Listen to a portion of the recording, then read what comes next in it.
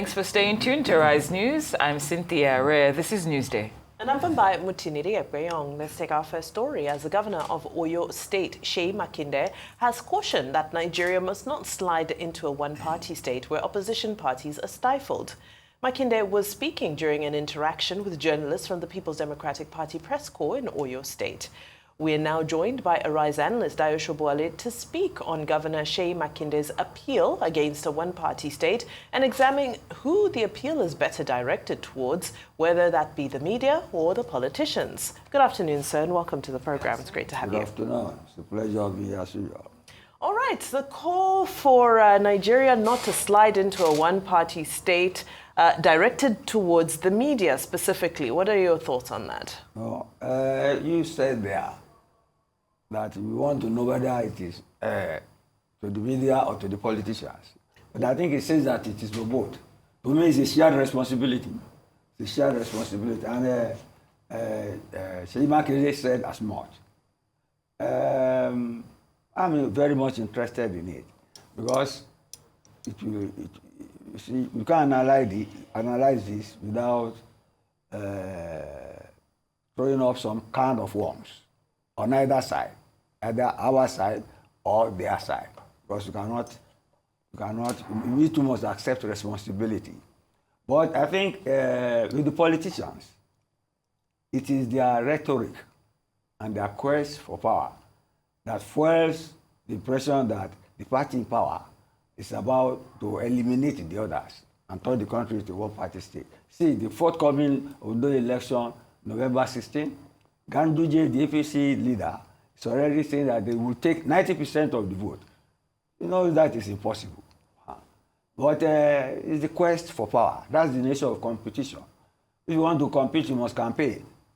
And if you campaign and you win supporters legitimately, and the election is free and fair, you have a legitimate authority. You have the mandate, and you use it for your tenure judiciously, not to eliminate opponents. But you see, let me take the government side first. The party in power must strive as much as possible not to eliminate opposition or stifle dissent. But if you look at it, on either side it has been done at state level. The party in power, see local government elections, they can at least give them 20% of the victory, but everywhere the party power is one winning. So there is a tendency at the state level, local government level, towards one-party state. That must be addressed. So the challenge now is for the APC government to leave a level playing field, not to imitate what it will say its predecessor in office did. Leave a level playing field, make political competition viable and seeable and recognizable, so that people know you are practicing a democracy. As to our own part of the deal, you get me? Our own is to be objective. The media must try to be objective, not slant information. There's something going on in the US now. They call it the post-truth society. You get me? You should not get into that. What it means simply is that you do not allow subjective news coverage and misinterpretation to delegitimize facts and truths, which means you must allow objectivity to prevail over subjectivity, your emotions and whatever, in analyzing news and reportage. Most Western media, the ones you worship now, have lost it. You know CNN, you know CNN, you know where it is. You know Fox News, you know where it is. Okay, BBC is trying to play ball. That's BBC Verify. About 40 distinguished journalists verifying news.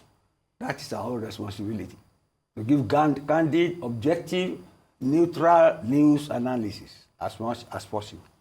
And for government to rule according to the law and to allow an open, competitive playing field, a level playing field for all competitors until the next election, when it is expected to make provision for a free and fair election, which everybody can see.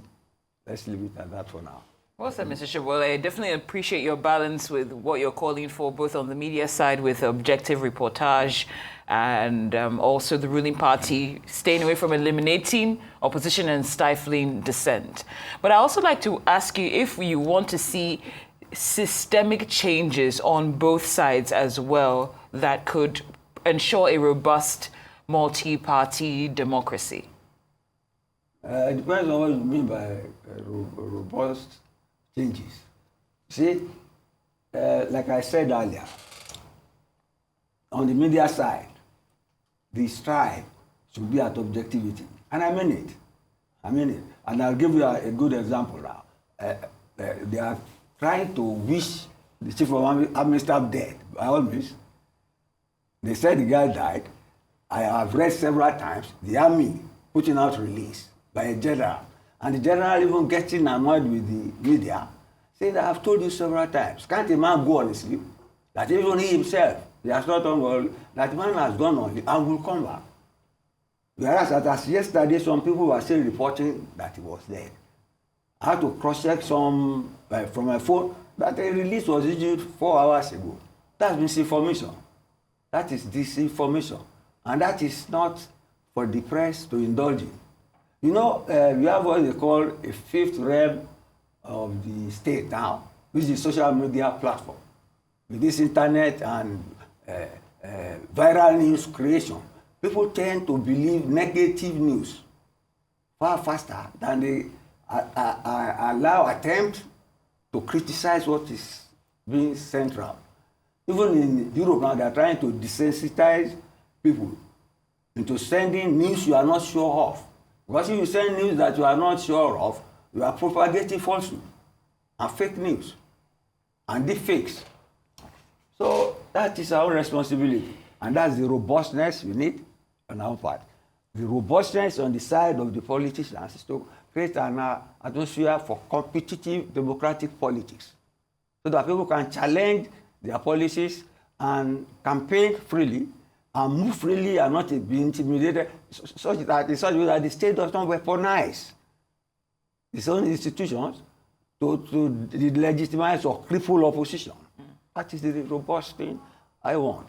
And I think it is possible if you monitor each other well. If you monitor the politicians like Makinde said, and we monitor ourselves too, there will be a level playing field. We have just a couple of minutes left, but Yeah. I mean, for me, the irony is not lost on the fact that Shea Makinde is coming to say all these things amidst all that's going on within the PDP, and it seems the PDP itself is unable to rein in their own members, you know, each of them coming out and saying all sorts of inflammatory things, anti-party activities rife and so forth. So, you know, do you think that it was right for him to start pointing at the media and saying the media should be, you know, responsible for ensuring we don't go into a one-party state when the opposition itself is self-destructing? So shouldn't he be speaking to his fellow politicians about not destroying opposition parties? No way. No way. I think it's very right what he has done. And he has a pedigree in doing that. You get me? There must be dissent, the allowance for dissent in any political, especially political party. You get me? It was because dissent was being crippled in his own party. That was why, you know, they sided with the opposition. They were fighting against suppression of dissent. So it's no credentials is what we are trying to say. It's not on, and I don't buy it. I don't buy that. I don't buy that.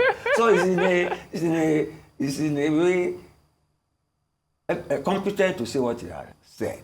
And then some people have pointed out that how the party in power is crippling dissent is through the wiki example. That means by appointing in the presidential system, you are not in the coalition, you make a key member of the opposition a member. That's another way towards one party rule. But nobody forced him. He could have declined. Yeah, but that's the nature of politics. Can anybody force any? See, you carry a placard if they force now in the democracy. So it's an open playing field. I keep on saying, you can't railroad people in politics because it's not physical science. It's in the physical sciences that you go to the laboratory, you do experiment. And you can't do that with human beings. You can't carry human beings to laboratory. So you can't predict how people will relax or react. It's the human phenomenon. That's what we call it in the social sciences. So he has made a timely call, and I hope it is not just academic, but I bet you it's serious to practice. If you listen to what Ganduye said, I will get 90% of the vote. You see, people want to make it, when they say winner takes all, it's after the results are announced. Not that they say winner takes all, you don't allow the competition to breathe. It's not done that way. It's anti-democratic. So let's leave it like that. Great. And on that note, I'd like to thank you for your wonderful analysis as always. Arise News analyst, Mr. Dayo Sobowale. Thank you so much for joining us here on Newsday. It's a pleasure.